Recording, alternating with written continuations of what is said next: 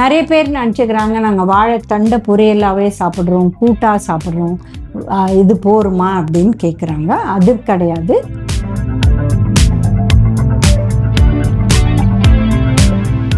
Kidney stones இருந்தால் ரொம்ப வலிக்கும். இவங்க சீக்கிரம் வீட்டுக்கு போகணுங்கிறதுனால இவங்க தண்ணியும் குடிக்கிறதில்ல, டாய்லெட்டும் போகிறதில்ல. ஸோ இது 5-6 hours ஒரு நாளைக்கு இந்த மாதிரி பண்ணினாங்கன்னா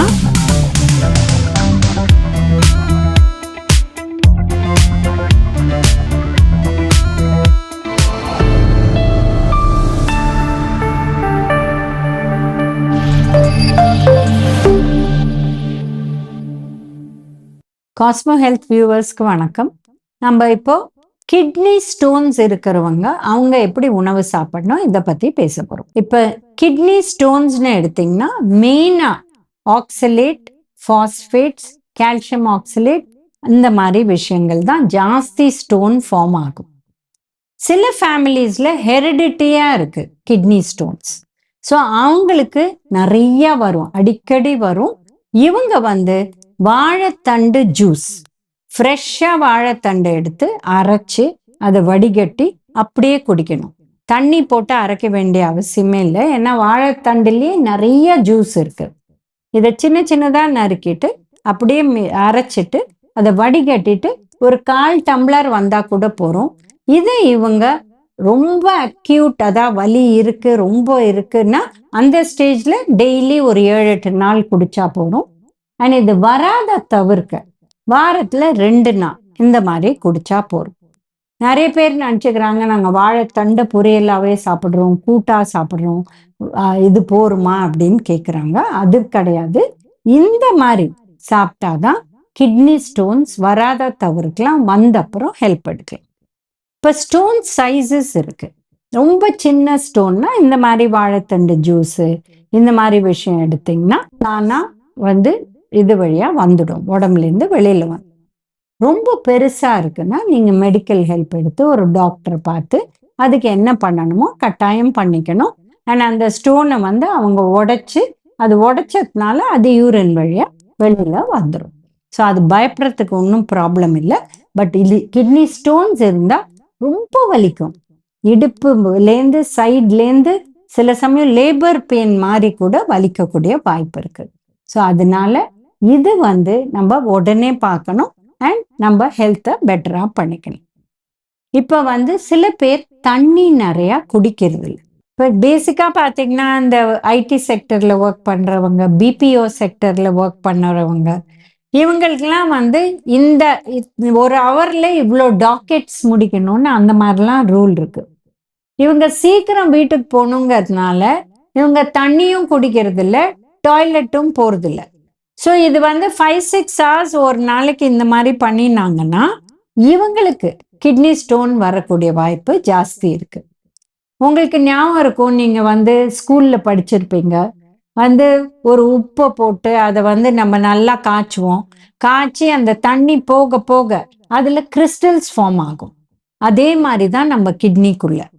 எப்போ நம்ம தண்ணி சரியா குடிக்கலையோ, அந்த 1.5 liters to 2 liters ஒரு நாளைக்கு குடிக்கலையோ, அதை வெளியில ஃப்ளஷ் பண்றதுக்கு, ஏன்னா கிட்னி தான் நம்மளோட ஃபில்டரிங் ஏஜென்ட் மாதிரி, உடம்புல வர எல்லா விஷயத்தையும் அது ஃபில்டர் பண்ணி வெளில அனுப்புது. அதை நம்ம பண்ண விடலைன்னா அங்க கிறிஸ்டல்ஸ் ஃபார்ம் ஆயிடும். அதுதான் ஸ்டோன்ஸ். அதனால அதை தவிர்க்கிறதுக்கு சிம்பிள் பேசிக்கா தண்ணி குடிக்கணும். யாருக்கு ஹெரிடிட்டியா ரிலேட்டட் இருக்கோ இவங்க வாழைத்தண்டு ஜூஸ் குடிக்கலாம். இதை தவிர டெய்லி டயட்ல தண்ணியை தவிர லிக்விட் சேர்க்கலாம். இப்போ பார்த்தீங்கன்னா லைம் ஜூஸ் குடிக்கலாம். இல்லை இந்த மாதிரி லைம் ஜூஸில் சால்ட் போட்டு குடிச்சா கூட போகிறோம். வெறும் வாட்டர், லைம் அண்ட் சால்ட். இதை தவிர இந்த மாதிரி வீட்டில் பண்ணுற கிளியர் சூப்ஸ் குடிக்கலாம், மோர் குடிக்கலாம், வாட்டரே குடிக்கலாம். இல்லை வாட்டரில் வெறும்னா கொஞ்சோண்டு இந்த சப்ஜா சீட்ஸு அந்த மாதிரி போட்டுட்டு கொஞ்சமாக ஏலப்பொடி, இல்லை உங்களுக்கு சாஃப்ரன், அதாவது குங்குமப்பூ, இதை போட்டு நீங்கள் லைம் புழிஞ்சு சால்ட் போட்டு குடிச்சிங்கன்னா இது கூட உங்களுக்கு நல்ல ஹைட்ரேஷன் அண்ட் நல்ல கூலிங் ஆல்சோ. ஸோ இந்த மாதிரி நம்ம வந்து வாட்டர் ஒரு நாளைக்கு 1 to 1.5 லிட்டர்ஸ், நம்ம பால் வந்து ஒரு நாளைக்கு 400 ml. ஸோ இதுவே உங்களுக்கு 2 லிட்டர் ஆயிடுது.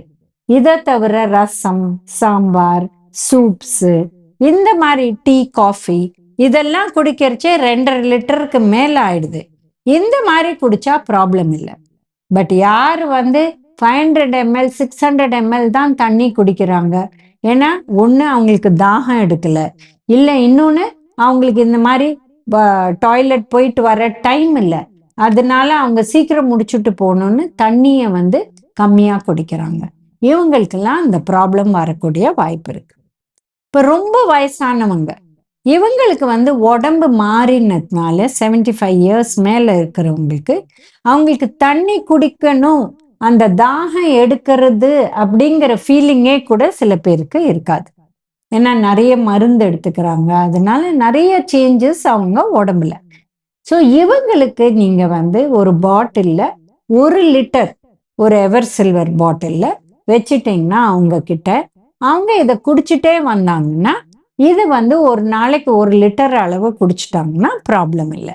ஏன்னா இது ஸ்பெசிஃபிக்கா சம்மர் டைம்ல அவங்க குடிக்காத இருந்தா அவங்களுக்கு கூட இந்த மாதிரி ப்ராப்ளம்ஸ் வரக்கூடிய வாய்ப்பு இருக்கு. ஸோ கிட்னி ஸ்டோன்ஸுங்கிறது ரொம்ப ரொம்ப காமன். இதை பத்தி பயப்பட வேண்டிய ஒன்றும் இல்லை. பட் வந்து அது பெருசாயிடுச்சுன்னா இது வந்து இறங்கி உடம்புலேருந்து வெளியில வர முடியாத தவிக்கிறச்சு ரொம்ப வலிக்கும்.